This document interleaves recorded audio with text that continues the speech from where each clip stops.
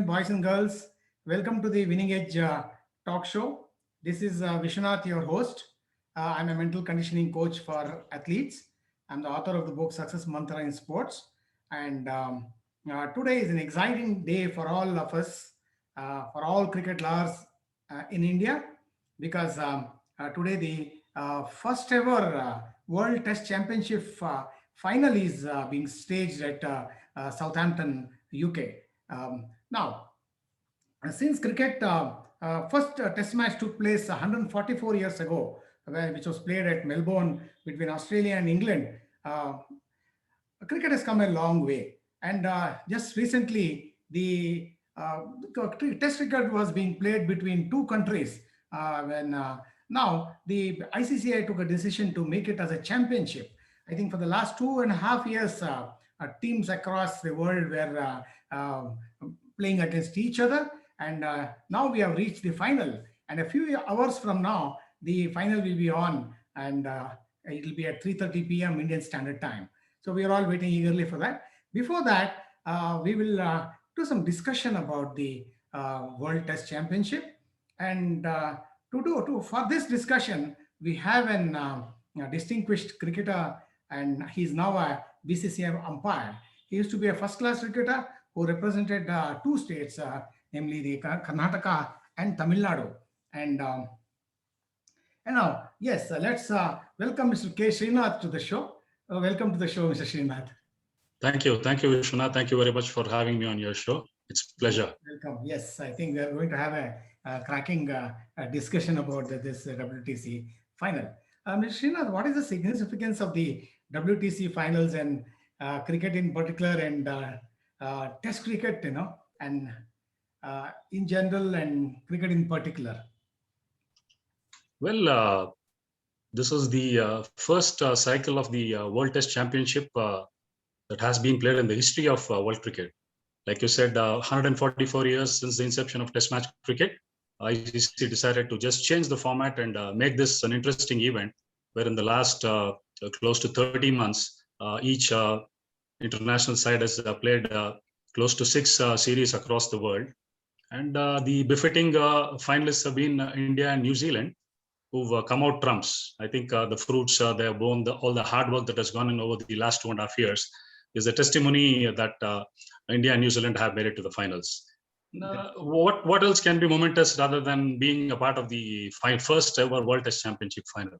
So I think nothing more could really raise the bar for both the sides to get on the field and put up a magnificent performance.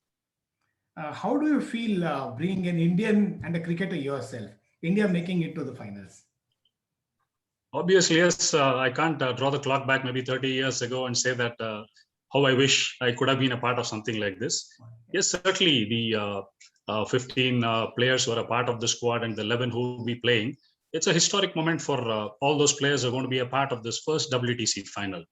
And as I already said, nothing else is going to pump you up. Representing your country and being a part of the World Test Championship final for the first time, I think it's goosebumps. As much the players are eager to go out and perform there. As a former cricketer and a viewer, I would certainly looking forward to watching it on television. Hopefully it's going to be a gripping 5-day final, and hoping that the weather doesn't spoil sport. Fantastic. We are getting the same feeling about that 1975 first World Cup final. That time it was a 60-over final. It's the same feeling, Then later on, the 2008, the first WT20 final, I think it was 2007, 2008. I think we are getting the same feeling right now. This being an historical event, everybody is asking this question. Lord's is considered to be the mecca of cricket.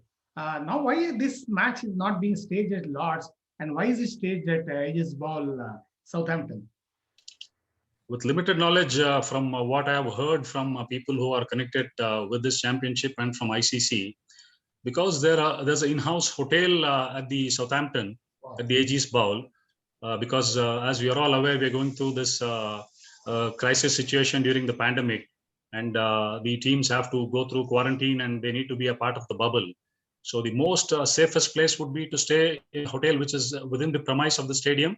and they would not be in contact with any of the drivers or people involved in travel and logistics. So they just walk out of the hotel rooms and they're directly into the ground rather. So I think the choice of Southampton going ahead of Lords, which you said this mecca of cricket, I find only one reason that holds good, because they're in a safer place and people can feel safe because they're a part of a bubble, which is very much within the stadium. I think that's the only reason where they have chosen Southampton as the venue for this finals. Thank you for this clarity, Mr. Srinath. Okay, now the fans and the crowd play a huge role in a sporting event as well as in the life of an athlete. So fans is what makes a sport, because without the fan following it, there is nothing. So you need an audience, even though we're all actors, even the athletes, we need an audience. So when the pandemic was on, the spectator was not allowed to the ground. So as a cricketer, you know the energy and then how your energy gets pumped up when the spectators around cheering you are up and giving it a lot of color and energy and all. So you get inspired. Now, looking at the restrictions and the pandemic, do you think the spectators will be allowed for this WTC final, or will there be any restrictions? Yeah, I think there are restrictions, but ICC has given a notification saying there'll be 4,000 people on each day allowed to watch the final. Okay. So as we say, that something is better than nothing. And we all know how the Indian players especially love crowds coming in, egging them on. And as you said, the adrenaline pumps up for a sportsman. Why only a cricketer? Anybody performing in front of a crowd.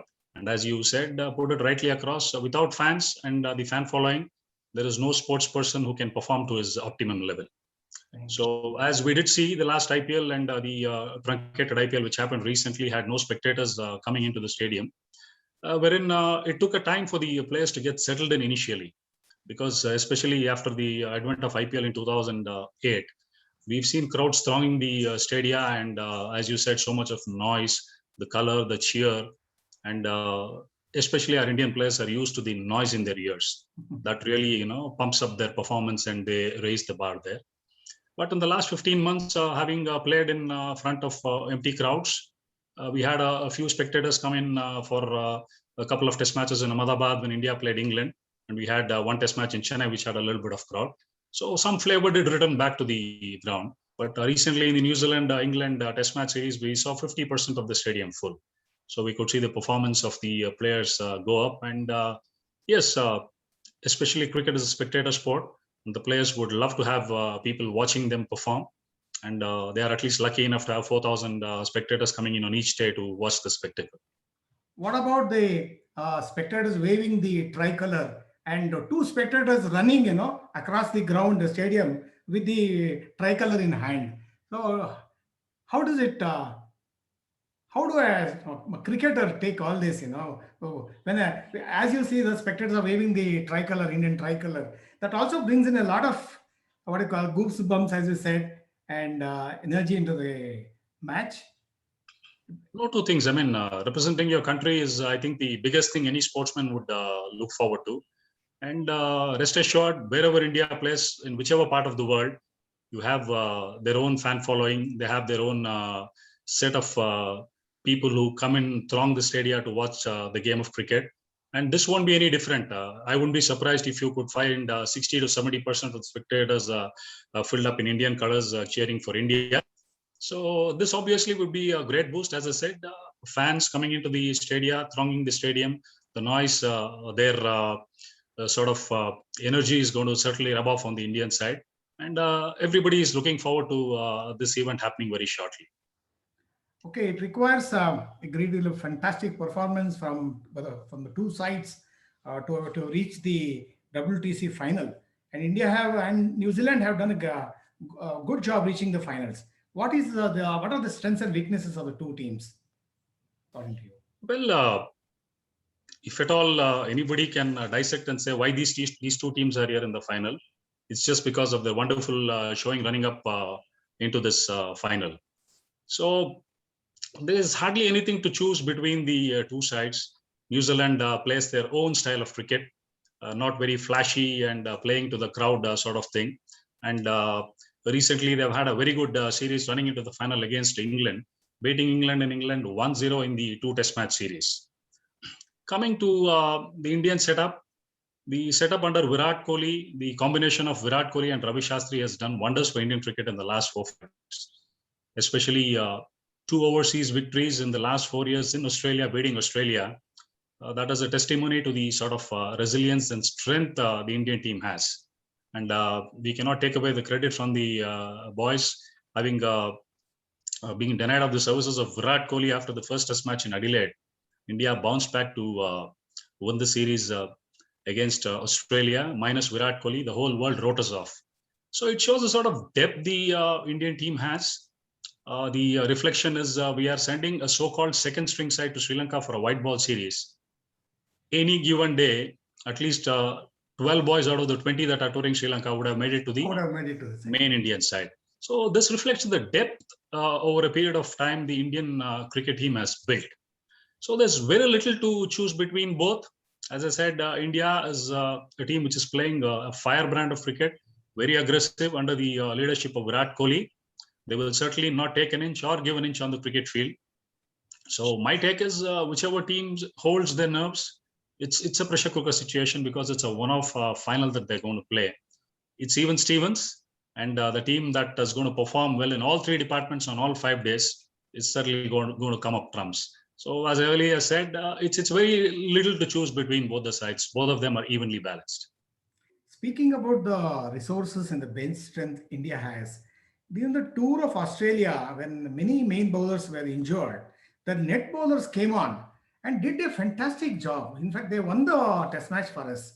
So that is the bench strength we have and the resources to back up, the second or third line of Indian players we have ready to take on the full strength of any foreign side. So that is our bench strength. Okay, now New Zealand have always been referred to as eternal underdogs, but they have done extremely well to reach the World Cup final 2 years ago, which they lost, I think, very closely to England. And then now they have managed to reach the WTC final. And no sign can be as good to reach 2 finals. They can't be called as underdogs, but we don't know. As Indians, we don't want to get rid of the tag and win this test match. But still, why are they called as underdogs and how much they have improved in international scene? I think it's more of a media adage that's been always provided, saying that one team is an underdog in the final, the other is the favorite. It's all the mindset of the particular team, the players, how they look upon the particular event. So New Zealand would be happy always to embrace the tag of being underdogs because the pressure is less on them. So if they come up with a good performance like what they did recently in the series against England, and again, people would say the underdogs have come up trumps and they did beat England in their backyard and they've gone on to become the #1 team in the world. So here, this is a final which is going to be contested hard over 5 days in a neutral country where conditions are alien to both the teams because India neither are they playing this in their backyard nor is New Zealand playing in their own backyard. So the tag of underdogs, New Zealand would be happy to take it their way. And as you strongly mentioned, making it to a white ball 50-over format final 2 years back and just losing by a whisker. And 2 years down the line, they're again back in Southampton contesting in the final of the WTC. It shows a testimony of the side which is, hung on to the players, shown belief in them. They've got a mix of youngsters and some experienced players in the side. And certainly they would give India a run for the money. And to me, there is no underdog and no favorite in this game as such. The team that does well over a period of 5 days is going to come out trumps in this. Thank you. The conditions in New Zealand is somewhat similar to that of England. Do you think they have an edge over India in this final? How much will Trent Bolt impact the Indian batting? Because in the World Cup, I think in the space of 10 minutes or so, the 3 important wickets that claimed, I think we're sure that India didn't win that final or get to go on to play the final. Well, climatically, yes, maybe the conditions are a bit similar in New Zealand as well as England. But coming to wickets, because I've had a little bit of experience playing in England, I have no experience of even visiting New Zealand. But having followed cricket for such a long period, not much of similarities in the wickets. New Zealand, basically, the wickets are sluggish. So there's not much of pace in the wicket wherein the seamers can get assistance from that. Whereas in England, at times, we are in the second half of the summer wherein the wickets can get drier at times, a little bit rough, which can assist the seamers because of the cracks that are developed and even the spinners coming into play. Coming back to your question of Trent Bolt, why only Trent Bolt? They've got his twin partner in Tim Southee. And Wagner. Both of them are by far two of the finest exponents of swing bowling in world cricket, taking away the great Jimmy Anderson from England. So England, basically, because of the climatic condition, has always helped swing bowlers. But if you take out the climate out of equation, and if there's not much assistance for the swing bowlers, then they can come up a cropper, because if they're not able to do anything off the surface, then they're going to be in trouble. Yes, Indians would have worked their plan out, and so much of cricket is being played across the world today.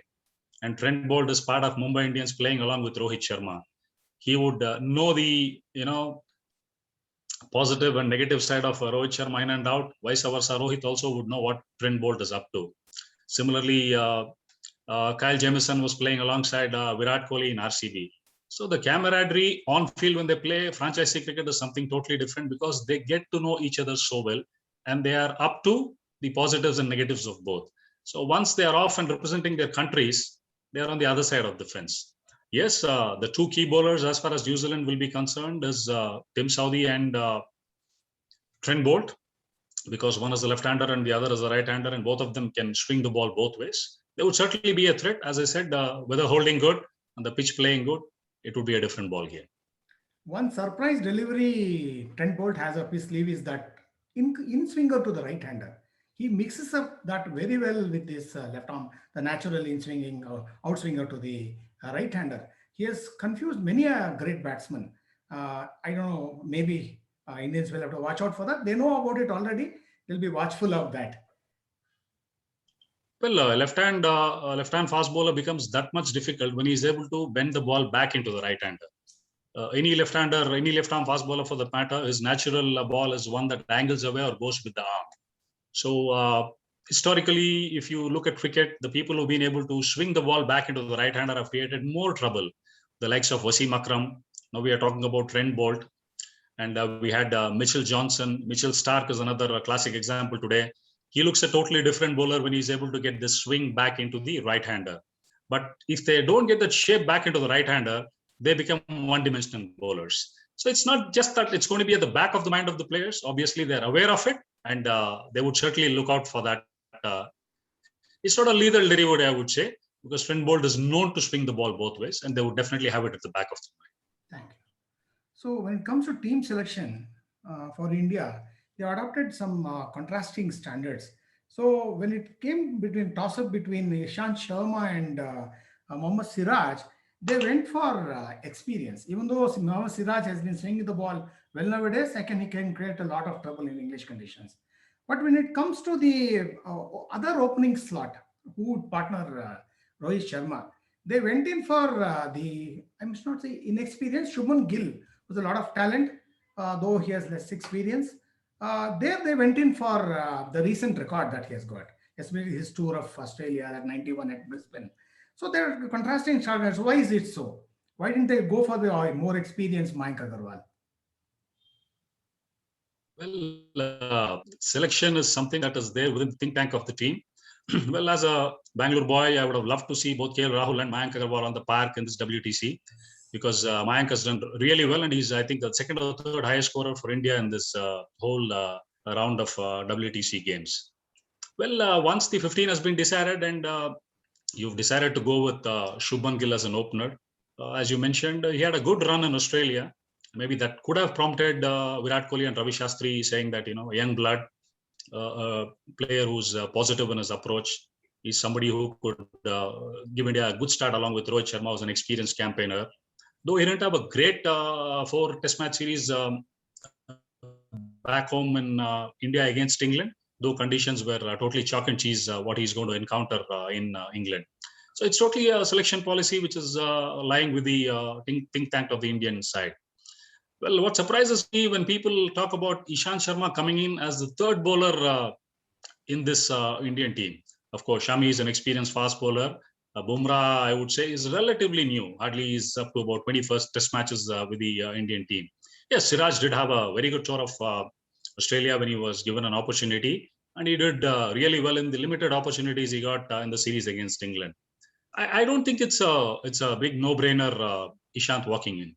In fact, it would have been Ishant number one for me, Bumrah. Then, if at all a talk which comes in could have been a Shami or a Mohammad Siraj. I would have had Ishant on my list upfront. It's just not about 100 test matches he's played and 300 test match wickets. It's the experience he brings in. He's had the experience of playing in England 2 times before this. And there's a long 5 test match series post this WTC final. We need to keep that in mind. And then we would definitely look at the Sirajes, the Shahidul Thakus, everybody being a part of the game plan. But this is a one-off final. And certainly, I think this is a very simple playing 11 selection, not much of a headache for the Indian team. So I don't really understand the fuss that is going about comparison between an Ishant Sharma and Mohammad Siraj. I think Siraj has still got a long way to go. But I think this is by far the best possible 11 they've picked out of the 15. Thank you. You have made things a lot clear. Okay, talking about that one-off test match you said, Ravi Shastri has a point that it should have been a best of three. Well, this is a first WTC tournament that's being held. Maybe ICC will have time to sit back and think because the FTP is so full. We are having so many bilaterals happening, and there are a lot of franchisee cricket that's happening around the world, and most of them have been given a window. To accommodate a best of three, I think that would have been the best possible way to have 3 test matches to decide the winner of the WTC. But with paucity of time, I think today these 5 days are going to be judgmental, and this will prove as to who is the number one team in the Test Championship in the world. So as of now, we have to stick to the one-off game, and maybe in the next cycle there might be a possibility wherein we could look at a best of 3 finals happening. We also have to keep the pandemic in mind. So more matches, more risk, more security, more restrictions. Oh, maybe that also they would have thought kept in mind, because lesser the better under these conditions. Okay, Mr. Srinath. India going with 2 spinners. Do you think spinners are a novelty in English conditions? I wouldn't call it novelty. I just want to make one quick statement on this. When Australia toured India, way back, whatever you look at 99, 2000 or even later tours, they always played to their strengths. They played 3 seamers, they had 1 Shane Warne, and they had another spinner to assist him. They never went in with the formula saying we will play the way the opposition plays with 3 spinners. So I believe India's strength has been spin for a very long time. Maybe in the last 6 to 10 years, we've had a wonderful crop of fast bowlers that have evolved. Post Kapil Dev, thanks to our own K Srinath, who was the pioneer, who was a torchbearer of Indian fast bowling. And post that time, I think Zahir Khan and then this current crop of fast bowlers have come in. We've had Ishant, we've got Shami, Bhuvneshwar Kumar, Umesh Yadav, a good crop of fast bowlers. So going by the predictions of weather at Southampton, not great news coming in as of now, saying that there was a lot of rain today, and they say that day 1 could be a washout, and day 3 also looks a little bit bleak. But they said day 2, 4, and 5 will be good sunny conditions for cricket. And as I said, we are in the second half of the summer in England. There's a tendency for the pitches to dry up after a couple of days. Unless and until we have too much of rain and the pitches under covers, there'll be a lot of moisture. Even if there's going to be moisture, we've got 2 world-class spinners in Jadeja and Ashwin who can make use of the moisture, where the ball can drip and bounce, and they can extract some turn out of it. And when the pitch becomes a little bit dry, 2 of the most deadliest bowlers in world cricket today who can exploit the dry surface are Jadeja and Ashwin. I don't think it's a novelty. It's a perfect combination for this finals. Fantastic. Even if the conditions were to be cloudy or it has to be dry, I think we have the ammunition in our bowling, because we have those 3 top fast bowlers, and India has grown, come of age as far as fast bowling is concerned. And this set of fast bowlers have troubled all cricket playing nations. So I think we can adapt. We'll put out a good show. And either way, I think we don't have nothing. We've got nothing to lose. We are in for a good contest. So Yes. Then, so what are the chances would you give to the Indian team? Because we are at the peak and we've been doing extremely well. What chances would you give to the Indian team? I think I'm not putting a favorite or an underdog tag on anybody. The only advantage New Zealand has, I would like to underline that, is they have been in England for quite some time. They have played two test matches and they have won the series. There is a victory under the belt in the recent times, and they are coming into this WTC final with a series win. That's a morale booster for them. They have spent quality 10 days on a cricket field playing two test matches. So what is in favor of New Zealand is the proper test match practice which they have had. Whereas the only disadvantage India would have is they're coming off an IPL white ball cricket, because it's been quite some time when they played England way back in India in a four test match home series. I think that would be the only drawback India has. Otherwise, with the composition of both the sides, I am looking forward to a cracking final. Touchwood, weather holds good. I think it's even Stevens. The only advantage New Zealand has had is what I've mentioned just a couple of minutes ago. I recall the cheeking in India's batting. They pushing outside the off stump and normally playing at balls, leaving, when the ball is swinging outside the off stump. English bowlers have exploited that. Yes, I don't want to bring out names. How far the New Zealand bowlers will be able to do that? How much correction would India have done since they toured England last? I mean, that must be in the back of their mind, because playing on Indian pitches is entirely different from playing in England at the ball I moves. think I think all the cricketers today are very professionals, and they take very little time to adapt from formats. I'm talking about IPL getting into Test match cricket. Then again, they go back to a 50-over format. I think they are so professionals and so mentally strong on their mind, and they know their game in and out so well. So it's just hardly a few minutes. They get out of the park. It's just that feeler. We always talk about a batsman middling a couple of ball in the sweet spot so that he gets a hang of how he is. Or for somebody, some quality batsmen, they feel that leaving a few balls, getting a sighter would have them in there. So I don't think it's going to be much of a problem adapting to these things. As I said, lack of quality match practice would be the only undoing for the Indian side. Otherwise, with the sort of quality batsmanship we have, you're talking about the likes of Rohit Sharma, Shubman Gill, Cheteshwar Pujara, Virat Kohli, Ajinkya Rahane, followed by the dashing Rishabh Pant, and no mug with the batters Jadeja and Ravi Ashwin. So I think this is a gun side, and with a set of all-rounders who can chip in, the two spinners can chip in the bat, and a quality top-order batting side. With an exception of, I wouldn't say slow cricketers, but guys who can grind it out. We've got the Pujara and Rahane who can play the anchor there, and the rest of them can really be dynamic. So it's a mix. And I don't think it's going to be a problem saying that balls going outside the off stump or trying to feel for it. It's going to be a cracker of a contest. Thank you. How much will the toss matter? Virat Kohli has been unlucky for so many matches. He's lost toss on several occasions. How much is the toss going to matter? So you mean to say Virat is a poor gambler? Vishwa, I believe toss is not something that is in anybody's hand. Anybody's hand, but So in a finale, go by the percentage. Every time they say he loses the toss. Yes, I think that's just a statistic. That is put up as a graphic in your stats part of it, saying what is the percentage of toss X or Y has won. But I feel toss, yes, depending on how the weather would hold up, and even if somebody is on the other side of the toss and he's going to bat first in cloudy condition, being the top two sides that have made it to the final, they should have the ammunition in them to overcome whatever is there in the first half hour or 1 hour, where the conditions are going to be a little bit helpful for the seamers. So I think, yes, winning the toss would be important, but certainly it's not going to be the all-important factor for this final. okay.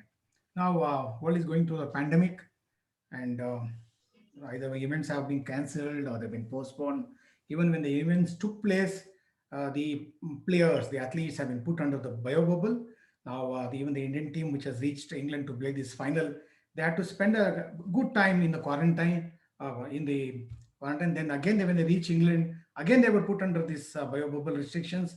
How does it affect a cricketer mentally, and how would have the Indian team would have taken it? Now, there is one report saying that they are coming fresh because of the bubble, because they didn't play too much cricket in the recent days. After the IPL got abandoned, So there are two ways people looking at it. What do you say about the bio-bubble? How it does it affect mentally, and how the Indian team would take to it? We'll do a good story on this bubble part of it in one of the episodes, Vishwa. But briefly, let me put it across. Yes. It's certainly not a very enjoyable scenario, because all of us, we are people who are free birds. We would like to step out for a meal, meet friends in our neighborhood, and being a part of this bubble mentally is a very stressful time. And the Indian team in the last close to 18 months have gone through huge bubbles. They were a part of the IPL in Dubai. From there, the Indian team flew to Australia, where they were a part of a bubble for 3.5 months. They came back, they had a week off, and immediately they had to get into a bubble to play 4 test matches against England, followed by the one days and T20s. Within the next 10 or 12 days, they were back inside another bubble to be a part of IPL. So the only solace is BCCI has been generous enough to allow their family members to be a part of the bubble, so that they've been able to spend some quality time at least with the family within the rooms, because there is no life beyond the room and designated areas in the hotel for you to go about. Otherwise, you get to the ground, play your cricket, get back to the hotel. So it's tough. And as I told you, we'll do a nice story on the bubble, how they undergo hard quarantine, they do soft quarantines, how they train in small groups, then get on to the larger group. So mentally, yes, it is tough. Yes, if they say they are fresh, yes, physically maybe, but mentally it's draining to be part of a bubble for a very long time. That was a nice bio-bubble report you gave already. So now, when the pandemic started, when the cricket started after the pandemic, it was very bothersome to be in the bubble. Now the players have also got used to the bubble now. So it's not nothing new to them. They have been used to the bubble, leaving one bubble to enter another bubble. So they got used to it, and it won't be that such so much pain for them, or like a cloud on top of something, like monkey on their back, whatever you call it. It's not a big thing now. I think it's easier said than done and being there. Yes, of course, the players are aware of what a bubble is going to be, and what it takes to be a part of it.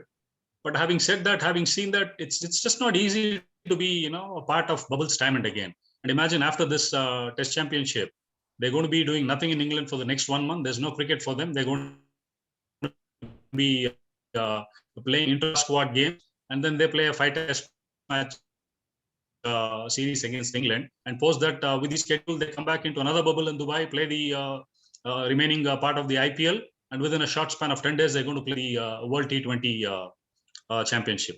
So it's very easy to say, and very fashionable for people who are sitting in their drawing rooms watching television, saying what is so big about it. So if a person is just put within the 4 walls of his house, provided everything, 3 square meals a day with television, all the comforts, and ask him to be within those 4 walls for 1 week without seeing anybody physically, and then you ask him what his mental status. So it's not as simple or as easy as it is visible to the eye.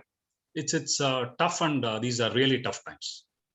It's not easy for the guys who want to be, who are sociable and who are interpersonal, who always want to be with people. It's not easy for them to be locked up inside, being feeling lonely. And if they don't have any other activities of how to spend their time, it's really going to be very difficult for them. For some, they spend time reading books, listening to music, but how much time you can do that? Not continuously for days. So there needs to be a change. Obviously, maybe in individual sport, I can't comment on that. Tennis players or badminton players, they look at life differently. Players in the circuit today, they also carry a bandwagon of their own support staff, with their coaches, their physios and trainers, whom obviously they would be in constant touch to monitor how they are coping. So it's just not about being an introvert or an extrovert. Team bonding, being a part of the team, team dinners, team lunches, meetings, these make a huge difference. As you said, it's just not about music or reading. Now you play a hard day of cricket, you just can't come back and read a book, or just watch a movie. It's so strenuous, mentally, physically you're off. So what is it that you would look forward to? A group of friends, sit with them, have a chat, have dinner, discuss things, or strategize for the next day's game. Yes, these things do happen, but all happens within the vicinity of the hotel. There are designated areas where you are put up. So moving out, as I said, it's not about being sociable, or a guy who doesn't want to go out or whatever. Any point in time at a long series or a long tour, somebody would just like to take a walk and get a whiff of a fresh air. Especially if people have toured England. England is a lovely country wherein you can just take walks on the roadside where it's really green, you get good fresh air. And maybe if you're not such a big star, people don't come and throng you and trouble you like what happens in India. Whereas in India, it's very difficult for a Virat Kohli or Ashwin or Rohit Sharma to just come out on the streets and have a walk. But that certainly would not be a case there, which the players would, always look forward to. So it's not an easy thing to be, mentally staying fresh, strong, and yes, physically they might have the equipments, the gymnasium is available for them to work on it, but certainly not one of the most the coziest of life staying within the four walls. Thank you for Srinath for being on the show, talking about the WTC finals are going to take place, the prospects, the chances, what to expect. Then I've spoken about the bio bubble, so many other things. You're sharing your experience, come out with your inputs. Thank you so much for being with the show. Thank you. Let's catch up again with some other topic, maybe. So I would like to know more from you, from your coming from your experience. So thank you for being on the show.